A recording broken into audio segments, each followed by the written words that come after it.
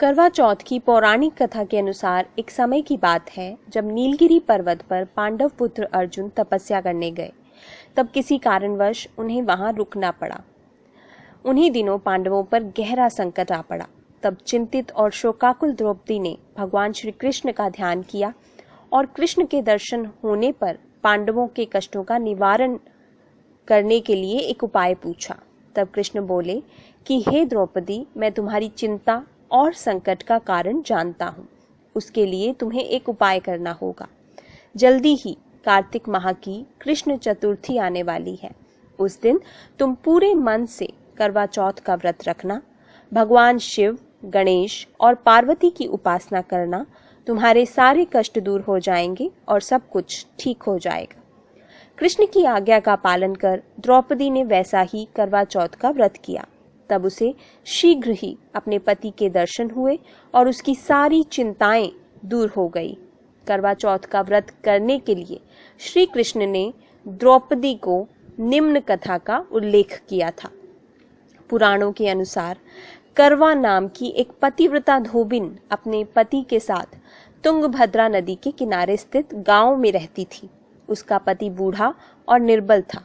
एक दिन जब वह नदी के किनारे कपड़े धो रहा था, तभी अचानक एक मगरमच्छ वहां आया और धोबी के पैर अपने दांतों में दबाकर यमलोक की ओर ले जाने लगा। वृद्ध पति यह देख घबरा गया और जब उससे कुछ कहते ही नहीं बना तो वह करवा करवा कहकर अपनी पत्नी को पुकारने लगा। पति की पुकार सुनकर धोबिन करवा वहां पहुंची तो मगरमच्छ उसके पति को यमलोक पहुंचाने ही वाला था।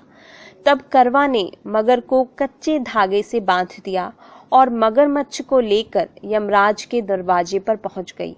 उसने यमराज से अपने पति की रक्षा करने की गुहार लगाई और साथ ही यह भी कहा कि मगरमच्छ को उसके इस कार्य के लिए कठिन से कठिन दंड दिया जाए और बोली कि हे भगवान, मगरमच्छ ने मेरे पति के पैर पकड़ लिए हैं। आप मगरमच्छ को इस अपराध के दंड स्वरूप नरक में भेज दो।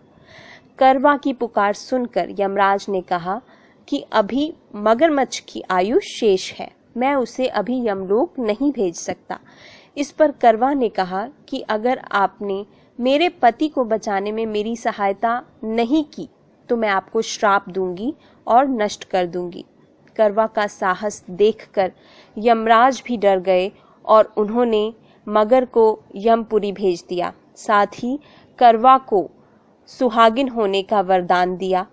तब से कार्तिक कृष्ण की चतुर्थी को करवा चौथ व्रत का प्रचलन हो गया, जिसे इस आधुनिक युग में भी महिलाएं अपनी पूरी भक्ति भाव के साथ करती हैं और भगवान से अपने पति की लंबी उम्र की कामना करती हैं।